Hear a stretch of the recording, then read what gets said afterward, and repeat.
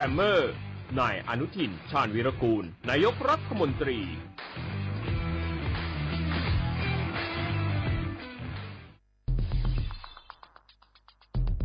แค่3 ปีความเสียหายจากอาชญากรรมไซเบอร์ของคนไทยพุ่งทะลุถึง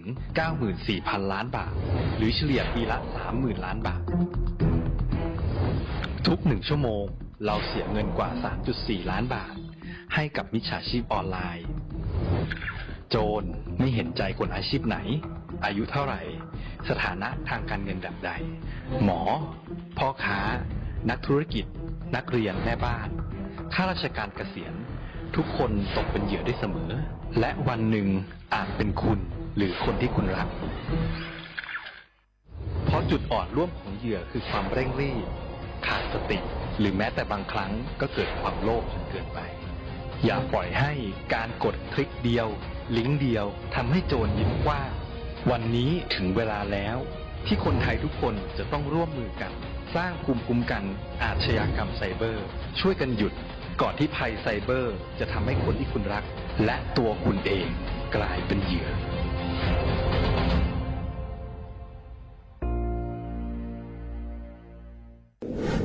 ในช่วงนี้หลายพื้นที่ของประเทศไทยอากาศหนาวเย็นอย่างต่อเนื่องโดยเฉพาะยอดดอยและยอดภูประชาชนอาจเสี่ยงต่อโรคและภัยสุขภาพจากอากาศหนาวได้ขอให้ทุกคนเฝ้าระวังโรคที่พบบ่อยในฤดูหนาวได้แก่ไข้หวัดใหญ่ปอดอักเสบโรคอุจจาระร่วงโรคหัดโรคมือเท้าปากรวมทั้งภาวะเจ็บป่วยหรือเสียชีวิตจากอากาศหนาวโดยไม่ทราบสาเหตุโดยเฉพาะผู้ที่ไม่สวมใส่เสื้อผ้ากันหนาวหรือผู้ที่ดื่มสุราเป็นประจำป้องกันง่ายๆเริ่มที่ตัวเราดูแลสุขภาพให้แข็งแรงออกกำลังกายสม่ำเสมอรับประทานอาหารปรุงสุกดื่มน้ำสะอาดล้างมือบ่อยๆไม่ใช้ของส่วนตัวร่วมกับผู้อื่นและหากมีอาการไอจามอย่าลืมสวมหน้ากากอนามัยทุกครั้งขณะอยู่ในที่แออัดที่สำคัญควรรักษาความอบอุ่นเตรียมเสื้อผ้ากันหนาวให้เพียงพองดดื่มเครื่องดื่มแอลกอฮอล์เพื่อความปลอดภัยในช่วงอากาศหนาวนี้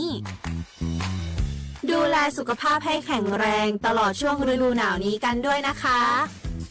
ด้วยความปรารถนาดีจากสำนักงานประชาสัมพันธ์ที่ 3 กรมประชาสัมพันธ์จากศาลากลางจังหวัดน่านหลังเก่าพัฒนาสู่การเป็นศูนย์การเรียนรู้นันทศิษย์ป่าคารโดยมูลนิธิรักป่าน่านนับเป็นพระมหากรุณาธิคุณที่สมเด็จพระกนิษฐาธิราชเจ้ากรมสมเด็จพระเทพรัตนราชสุดาสยามบรมราชกุมารีได้พระราชทานนามนันทศิษย์ป่าคารอันหมายถึงอาคารแห่งความรู้ทุกแขนงของจังหวัดน่านภายในประกอบด้วยห้องนิทรรศการเฉลิมพระเกียรติรัชกาลที่ 9 แสดงพระราชประวัติและพระราชกรณียกิจของพระผู้ทรงเป็นพลังแห่งแผ่นดินและต้นแบบของความเพียรรถพระที่นั่งอนุสรณ์แห่งการเสด็จเยี่ยมราษฎรในถิ่นทุรกันดารทั่วทุกภูมิภาคของไทยพิพิธภัณฑ์ศาลากลางจังหวัดน่านความทรงจำของอาคารหลังเก่าและการอนุรักษ์สิ่งสำคัญของเมืองน่านเทคโนโลยีกับมนุษย์จุดประกายความคิดสร้างสรรค์สู่การสร้างนวัตกรรมในอนาคตน่านซิมูเลชันแนวทางจัดการขยะที่ยั่งยืนเพื่อตระหนักถึงผลกระทบต่อสังคมเศรษฐกิจและสิ่งแวดล้อมห้องสมบัติน่านย้อนรอยสู่อดีตและความรุ่งเรืองของนครน่านผ่านเงินตราเครื่องเงินและผ้าทองเปิดให้เข้าชมฟรีไม่มีค่าใช้จ่ายตั้งแต่เวลา 9 นาฬิกาถึง 17 นาฬิกาหยุดทุกวันจันทร์และวันนักขัตฤกษ์มาร่วมอนุรักษ์สืบสานสร้างสรรค์ศิลปะวัฒนธรรมและวิทยาศาสตร์ของเมืองน่านคุณค่าที่น่าภาคภูมิใจ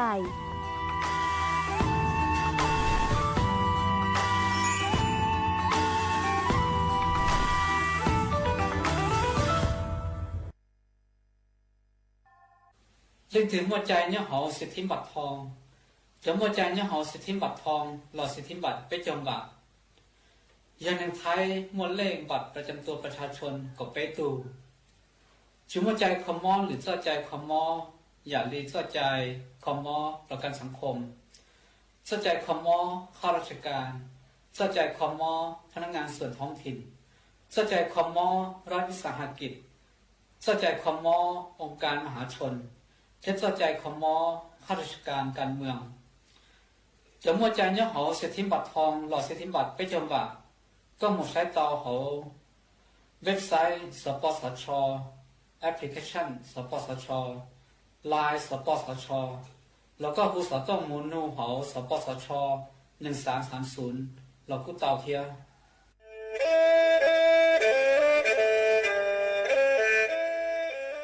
จอหนูจื้อคณะรัฐมนตรีเตามั่วมติเถ่านุติเน่งเก่าจั่วลูกเก่าคลีนดู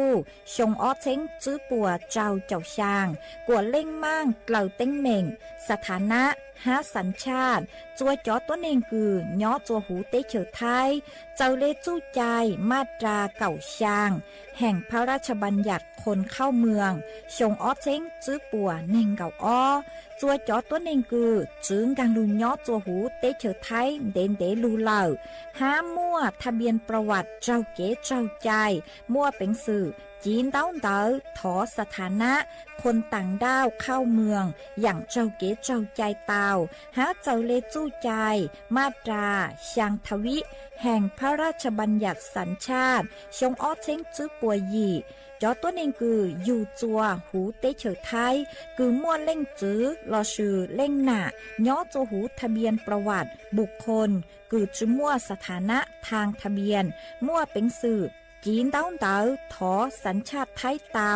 ย้อนย่อจัวตัวเจ้งกรุงเทพจีนเต้าเต๋อเตาจวนเต๋อสำนักบริหารการทะเบียนกรมการปกครองหวยย้อนย่อจัวหรือลู่เสงจีนเต้าเต๋อถอเตาจวนเต๋อนายอำเภอเจ้าเลขอเชากือยุ่นย่อเจ้าเลนูฮะชื่อเหอราชการภายในนุติเนงเก่าจัวลู่เจ้าลินดูชงอ้อเช้งจื้อปัวเจ้าเจ้าจัว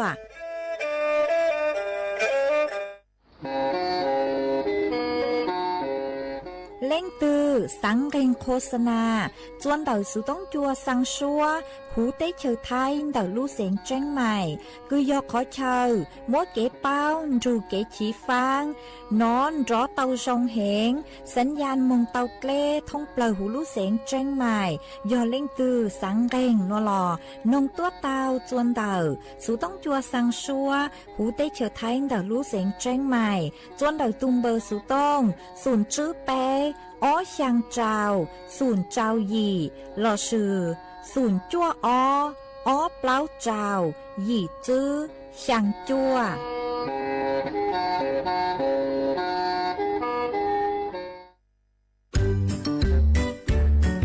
รักชาติไทยใส่ใจโลกนี่คำขวัญวันเด็กปีนี้นี่นา แล้วเราจะไปเล่นเต้นเที่ยวที่ไหนกันดีอะมาที่นี่เลยจ้าสถานีวิทยุกระจายเสียงแห่งประเทศไทยจังหวัดเชียงใหม่ขอเชิญน้องๆหนูๆร่วมงานวันเด็กแห่งชาติประจำปี 2569 ในวันเสาร์ที่ 10 มกราคม 2569 เวลาตั้งแต่ 8 โมงเช้าจนถึงเที่ยงกิจกรรมตอบคำถามเล่นเกมลุ้นรับของรางวัลมากมายแล้วพบกันนะคะ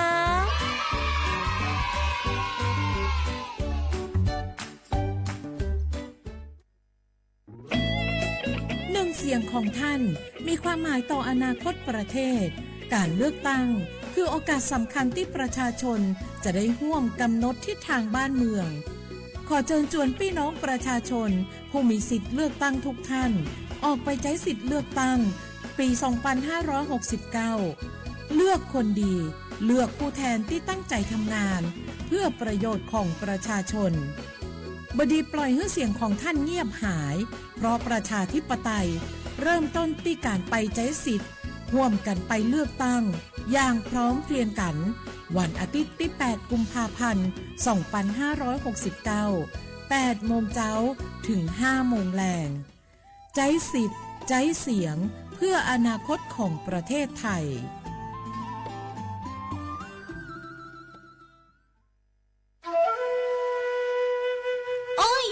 cho băng phố á ôn PM ó chuột chứ cho cán lưu lờ đau há ác họ mua cơ lê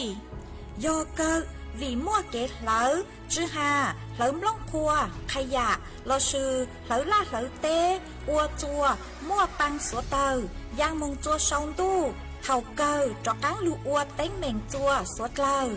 dâu sức hờ lờ cứ bấy suốt lờ dúa tao sức cổng tê chót lỡ lông báo lưu sứ viết thi khí thải phao tê muốn lông khoa lưu ua chí của nhang của cư chót lỡ muốn lông báo lưu bu cha 哈是帮地台说到过，要本出ขอตือ哈กาจัวจ๋อหนูจื้อ Phốt chua sông, sốt lờ, sứ bán chuột qua tàu, do sứ cổng tê, chót lỡ, bé cha lê tàu, phốt chua sông, lụ qua bang.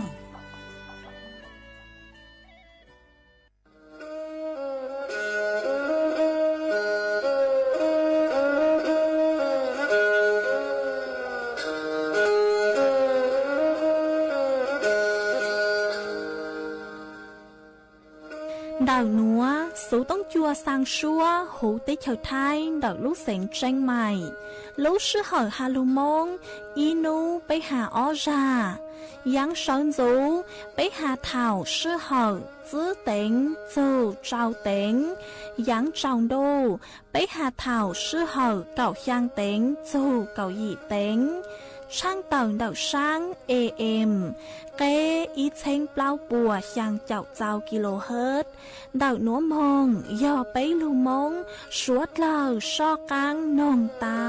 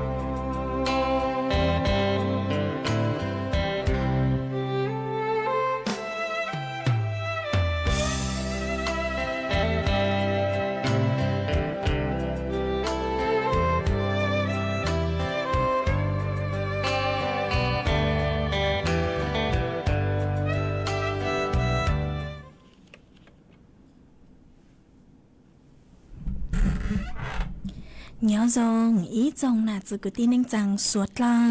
จนนู้วันพุธนู้ติเก่า ถ้าจะห่อเนาะจัวนู้วันพุธนู้ติช่างรู้อีลินโดชงอ้อเชงจื้อปัวเจ้าเจ้าจั่วมานู้นัวกุนย่างจัวเลียงเรเก่าจั่วเต้าจ้ากึกังนู้นัวยอนนั่งโฮปิกียอนย่างจัวเลียงเรเน่งเก่ามาเต้าจ้ากึกังปิกียอนเน่งช่องนัว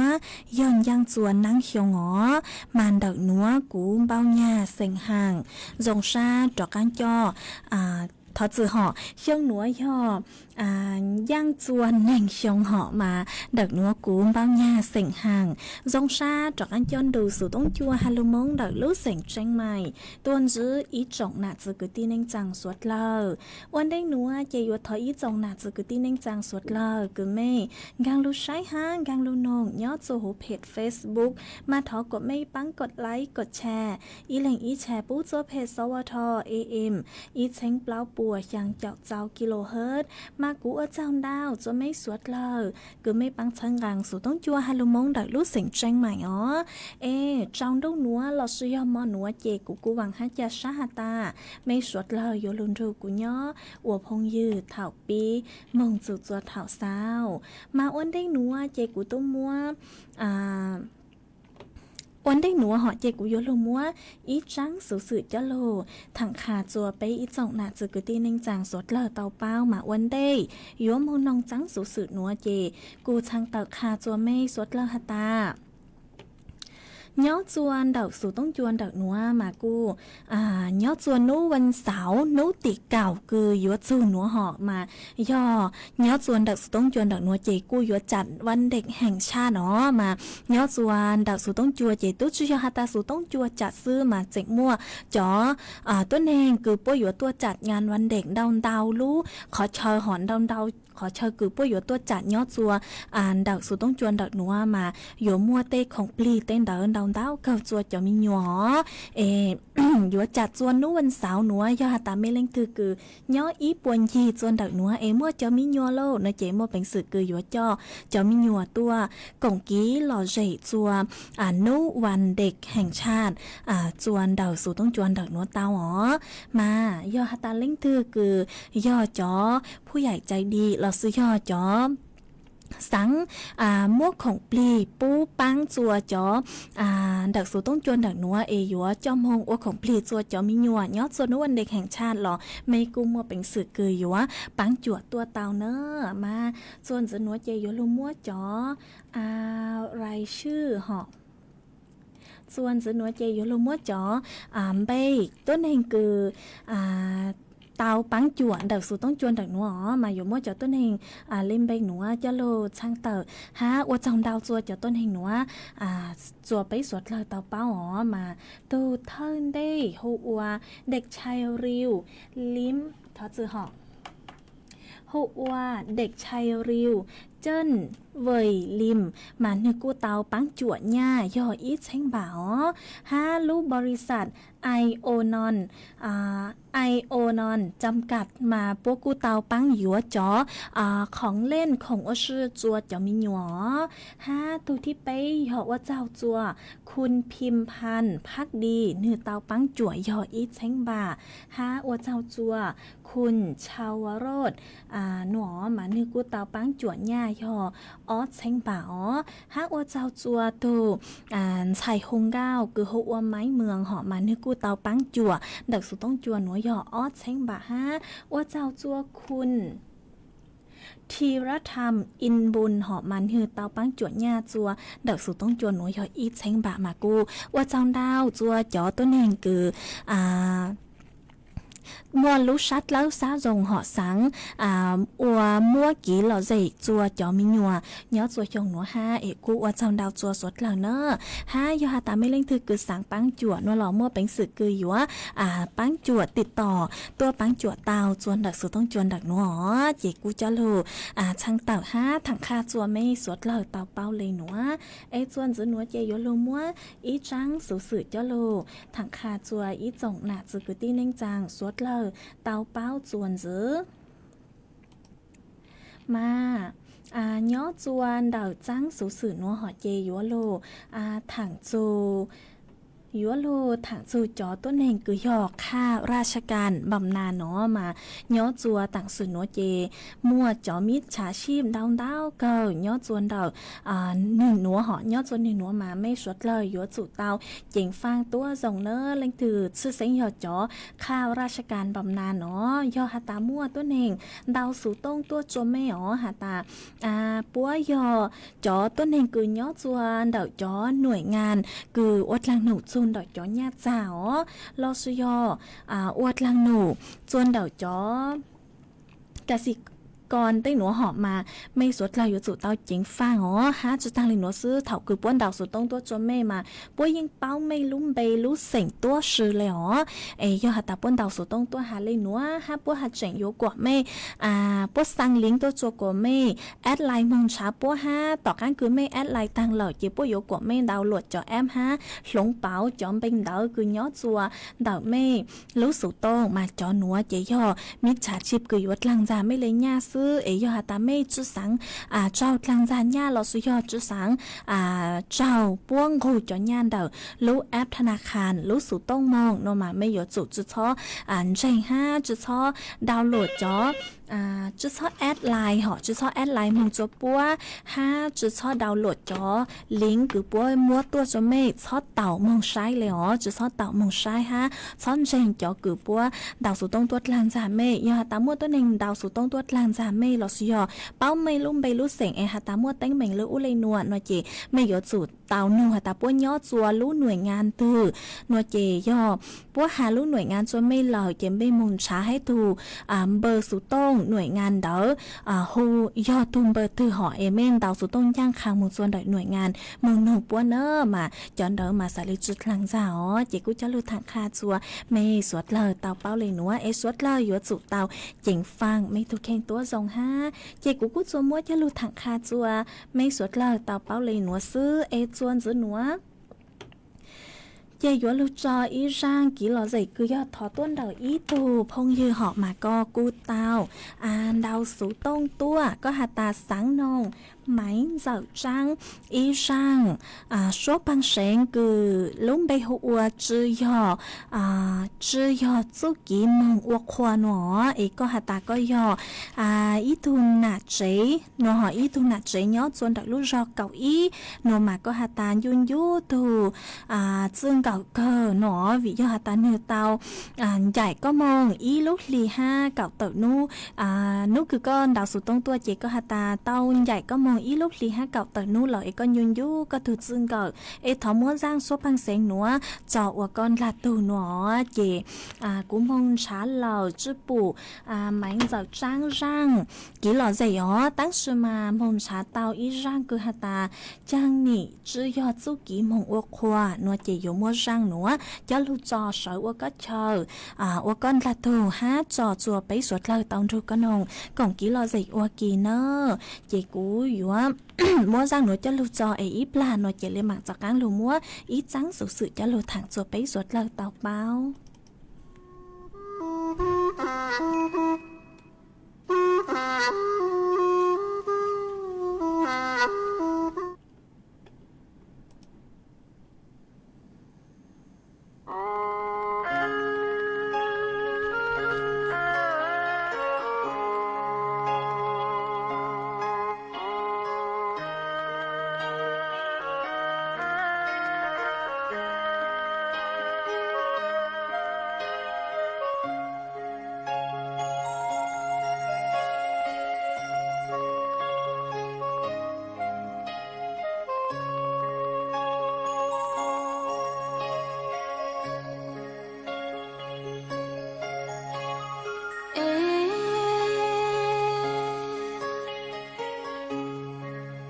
家里只要做给我过，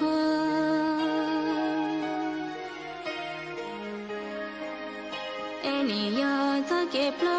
给多，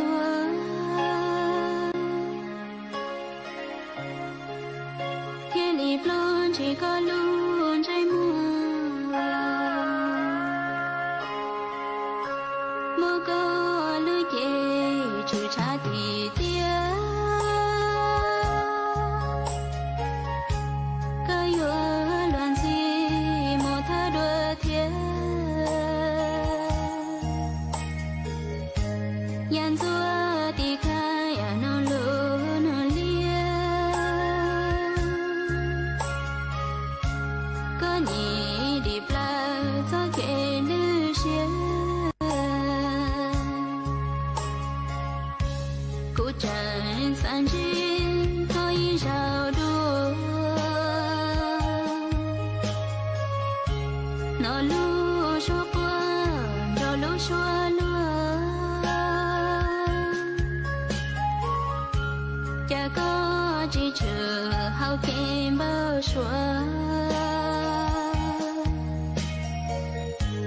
小鸟嘎响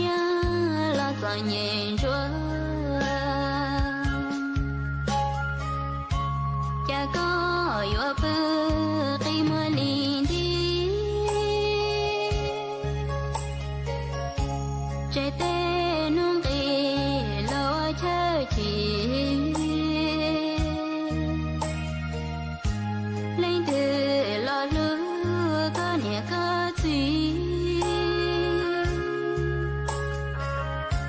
lên từ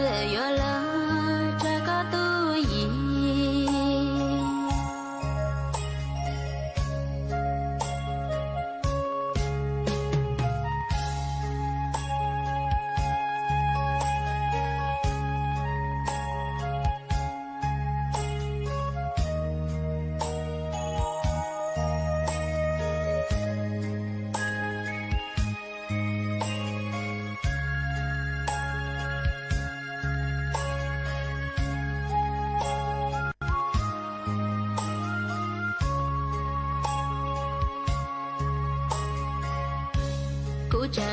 三军可以绕多，那路说过，那路说落，这个支持好给不说。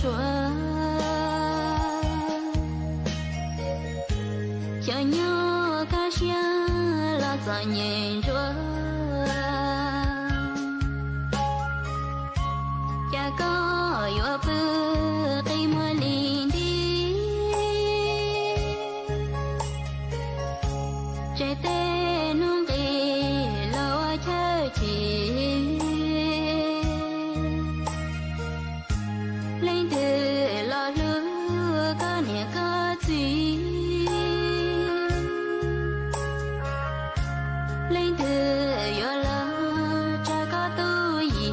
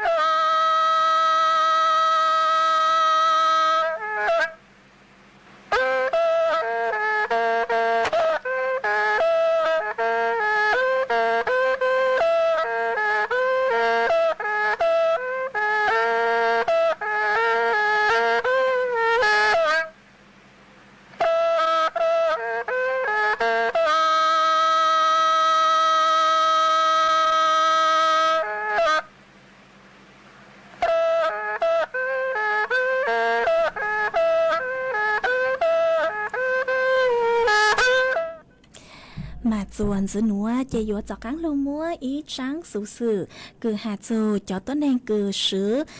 cho xịt bạt thong bấy trong bạt cho lột thẳng chuồn ý rộng nạt sự cứ tin nên rằng suốt là tàu bao chuồn dưới mà cho nụ chữ bố của tàu tàu tuôn thua tàu hạt ta nhó chuồn nú tỉ cậu o lú ý hình đu dòng o xanh chữ bùa trao chậu chuồn núa mong mà cho tốt nên cứ tuốt lạnh đó bạt thong lo sử dụng cho tốt nên cứ sứ lạnh đó bạt thong bấy trong bạt cho lục khu mò mà mua bánh sự cườiยัวสายซื้อบริการส่วนดอกจอหน่วยบริการนวัตกรรมคือเรเจเตาหนอมาพวกจอหน่วยบริการย่อมั่วเจอเลยหนัวย่อจอร้านยาคุณภาพคลินิกเวชกรรมย่อหาตาก็เตาใจหม้อมินจื้อเตาใจเข้าทัวมินจื้อเต้นเตามามั่วเป็นสึกคือยัวมงทอดชวนนอเตาส่วนดอกจอร้านยาคุณภาพคลินิกเวชกรรมหมอคือเข้าร่วมพวกเลยโครงการเนาะสุดทางเลยหนัวซื้อยอฮาตาเล่งถือคือสังอัวโซนดอกจอกเก้าหนาหอยย่อขุดหินปูนอุดฟันถอนฟันเราซื้อยอเคลือบหลุมร่องฟันมาเมื่อเป็นสึกคืออยู่ว่ามงอัวเต้าโซนดอกจอกคลินิกทันตกรรมคือเข้าร่วมรู้โครงการ30 บาทรักษาทุกที่ยอฮาตาเล่งถือคือมอมออีจีหอยมอมออีจี3 โมงซื้อกี่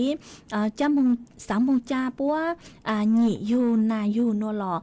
มั่วเป็นสื่อคืออยู่ว่ามงซื้อบริการนวดประคบอบสมุนไพรส่วนดอกจอคลินิกแพทย์แผนไทยคือเข้าร่วมโครงการเนาะจุดตั้งเล่งหนัวซื้อยอฮาตาเล่งถือคือมั่วต่อจ้องก้าเต้นดอกหอจ้องก้าต่อหลอดสุยอมั่วแผลมินจื้อจวนดอกยูเต้เตอดอกยูทุกแข้งหอมั่วเป็นสึกคือยัวมงทำแผลล้างแผลจวนดอกจอพยาบาลพื้นฐานเตาดอกจอใจคูมอคลินิกพยาบาลหอจอต้นเฮงคือเตาใจเปล่าอย่างกังมอจอผู้ป่วยเปล่าอย่างกังมอหนอมาปัวหาตามั่วเป็นสึกคือยัวมงซื้อคลินิก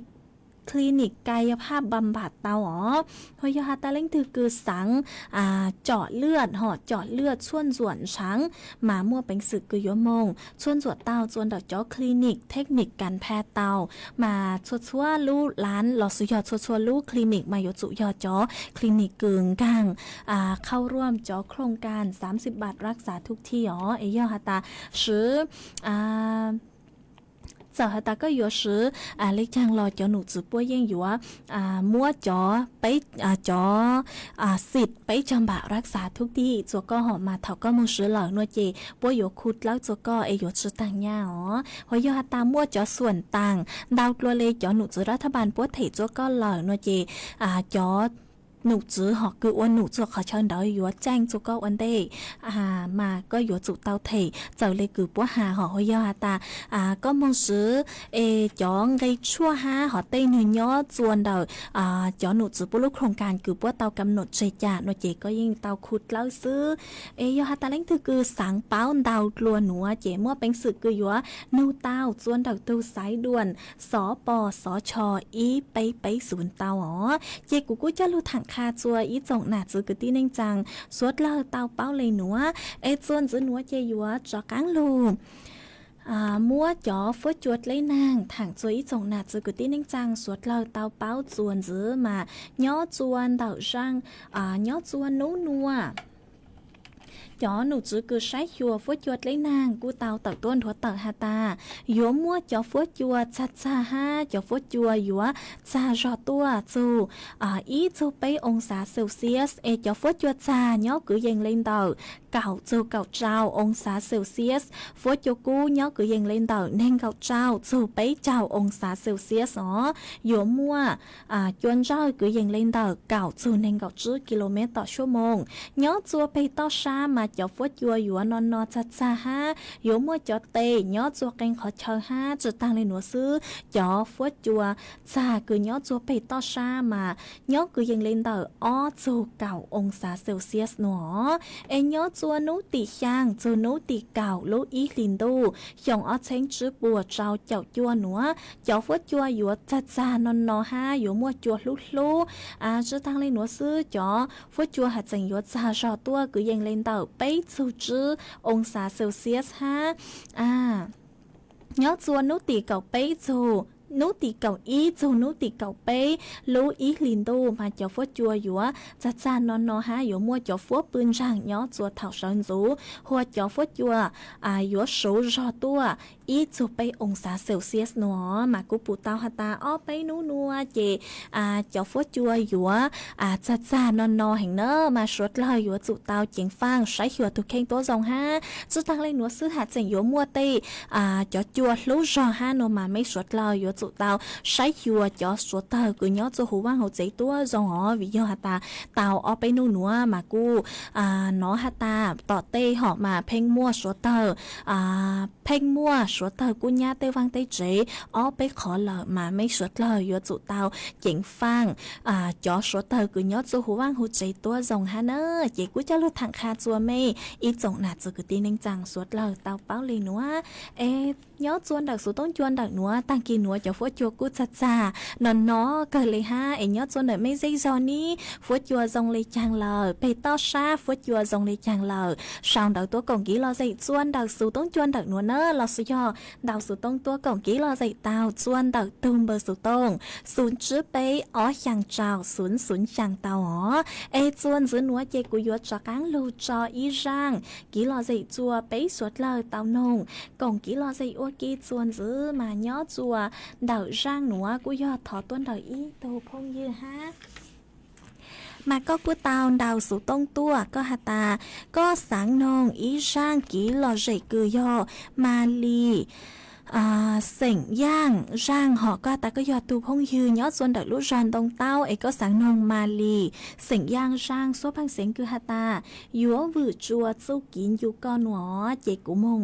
บางเต้ามาลีเสียงย่างร่างซัวพังเสียงหนัวหล่อเจยมัวร่างซัวพังเสียงหนัวจะลูกจออุก้อนลาตูฮะจอจัวไปสวดเลยเต้ารูกันหงกงกีหล่อใจอวกี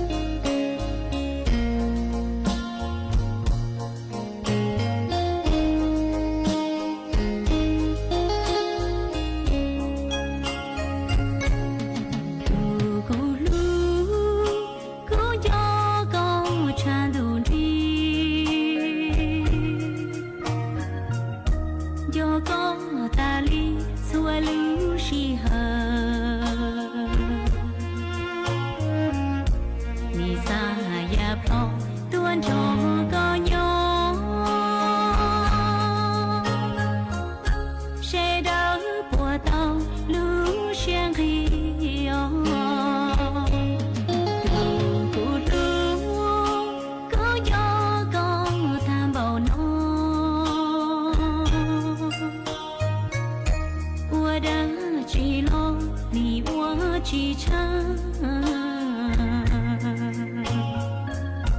龙溪生阳有走过死古代了鸟里面能不哎呦大的马到脚高马里到这高有我的到多高的卡罗里娘马里到牛的高一上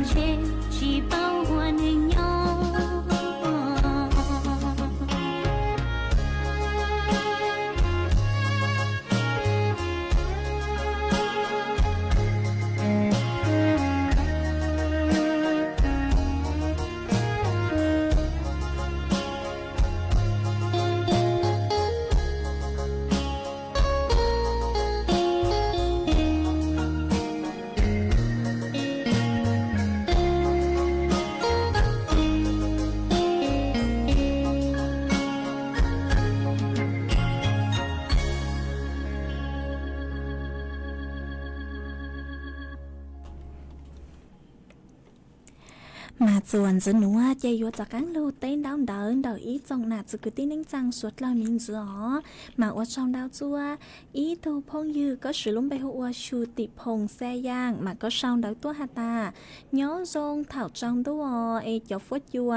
ở nước nua phốt chua nó thật xa lời mà của cú sấy chua của tôi khen tua rong nó mà cú rong sát cơ cứ có cú chỉnh sau đỡ tua còn kỹ lo dễ kha chua bấy suốt lời tao bao nhớ chuồn đặc sự tông chuồn đặc nọ hai e chơi lút lang lút sâu bút chu con nữa hát qua trong đau chuối thu phong dư có sự lúng bay hoa tôi giang mà có sau đỡ tua hạt ta nấu nua có nấu nua nhớ chuồn đầu lò chua mà nó cờ lấy há nọ em mới nhớ chuồn đầu lú giò hi khải nọ mà cô dòng sát cờ cứ mấy cô ก็กูเตาสาวเดาตัวกงกี้ละเจค่ะจะไปสวดลอยเตาเป้าเนื้อจวนเดาหนัวฮะเอเช้าลุดหลังลุโจปูจะก็ฮะอ๋อหาว่าเจ้าดาวจัวอีจงนาจือกูที่เน่งจางสวดลอยกูไม่กูสั่งสติกเกอร์ตัวเช้าลุดหลังลุโจปูจะกูดาวดาวเกิดมาเช้าลุดหลังลุโจปูจะกังจะไม่สวดละฮะเนอะฮะmà cô ở trong đau cho mấy suốt lời họ cứ mấy cô luôn rồi của nhó ở phong như thảo pi lưu chủ cho thảo sao ha ở trong đau cho mấy suốt lời cứ mấy cô bán sáng rằng số tông chua hà mong đợi lúc xem tranh mày ha ó e tăng sự nữa lúc sửa hỏi cô vừa tăng lời chúa cứ dâng lên đầu gì na thi lời sứ ó chị cô lù tên đau đỡ đợi mấy lên nữa lời sứ ha vừa lù hà lù cho mấy suốt lời tao nôm còn kỹ là dậy lên nữa lời sứ trong đâuนัวเจกูถอจะกดไม่ชัวเล่งชัวตูส่วนซื้อจุกินนักการย้อซงอ๋อเอกูย้อเศร้าสุดต้องจัวเล่งหนัวหลักซื้อย้อซงสดเลย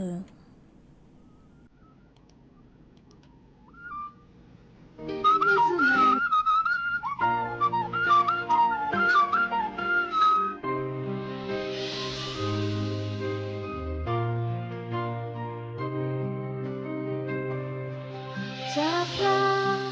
bằng bóng mơ cô cũng cả yêu kỳ cô hay nhau kỳ sai一直没嘛都知道这趟的车马不知道给的人嘛给咋个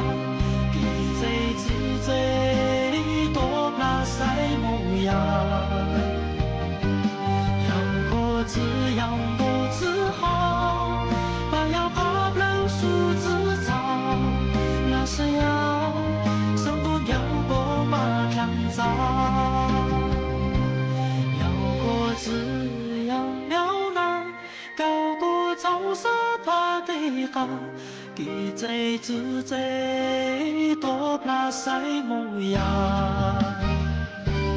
要过自样多自豪，把要怕老树自造，老是要生活要过马上早，老是要生活要过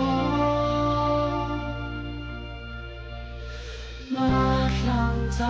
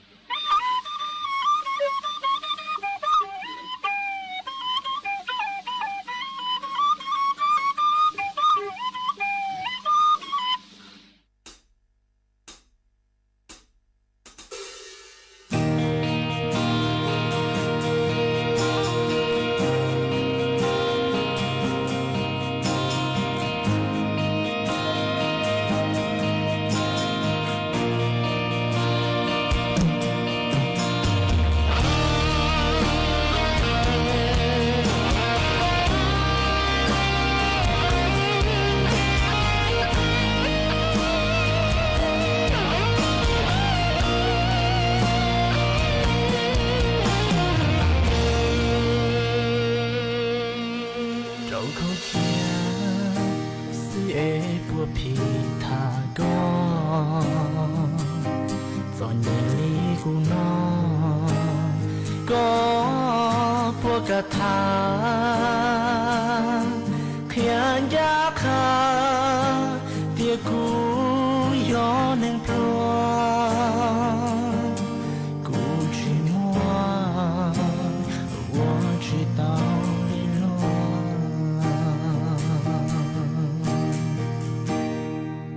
做错努古道给多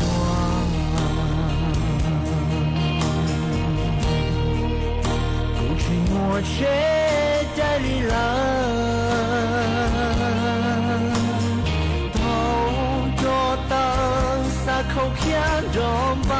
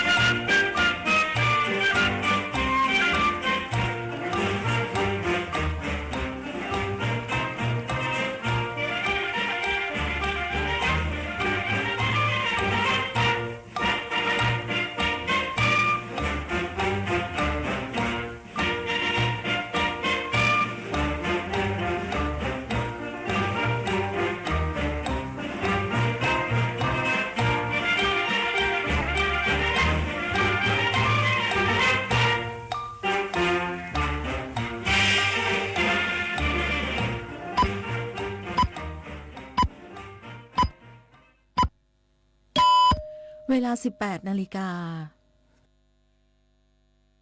เป็น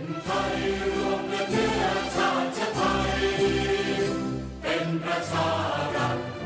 ว่าไทยของไทยทุกส่วนอยู่ดำรงคงไว้ได้ทั้งมวล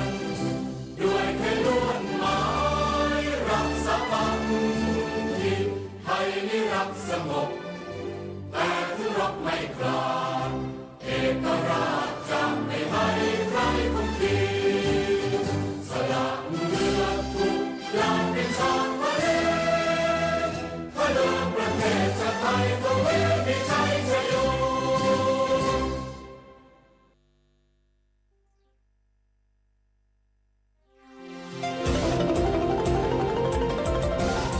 วิทยุแห่งประเทศไทย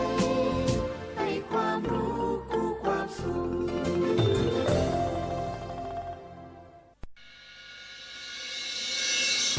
สถานีวิทยุกระจายเสียงแห่งประเทศไทยจังหวัดเชียงใหม่ AM 1476 กิโลเฮิรตซ์สถานีวิทยุภาคภาษาชาติพันธุ์แห่งเดียวในประเทศไทยที่มีความทันสมัยเชื่อถือได้สร้างอัตลักษณ์กลุ่มชาติพันธุ์สู่สากล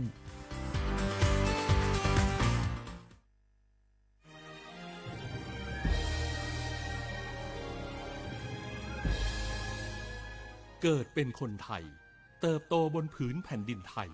จงภูมิใจในความเป็นไทยชาติไทยเรานั้นนับเป็นชาติที่มีความเป็นมาเก่าแก่ยาวนานเรามีภาษาวัฒนธรรมและมีสิ่งต่างๆที่เป็นเอกลักษณ์ให้เราได้ภาคภูมิใจในความเป็นคนไทยเราควรเห็นคุณ